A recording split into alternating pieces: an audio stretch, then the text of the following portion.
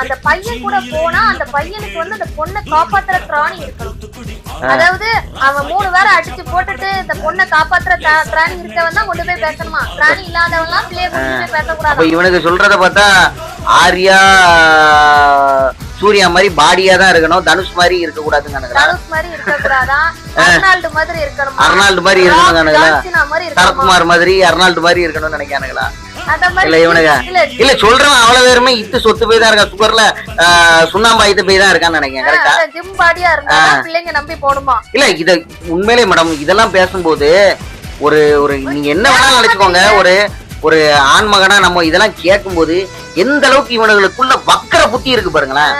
வக்கர புத்தி எந்த அளவுக்கு இருக்கு பாருங்களேன். அப்போ என்ன சொல்ல வரானுங்க இவனுங்க, 10 மணிக்கு மேல நீ ஒரு இடத்துக்கு ஒரு பொம்பளை போனான்னா பண்றவன் பண்ணத்தான் செய்வான், நீங்க பொத்திக்கிட்டு போய் தான் ஆகணும் அப்படிங்கிற மாதிரி ஒரு வக்கர புத்தி இருக்கு மேடம்.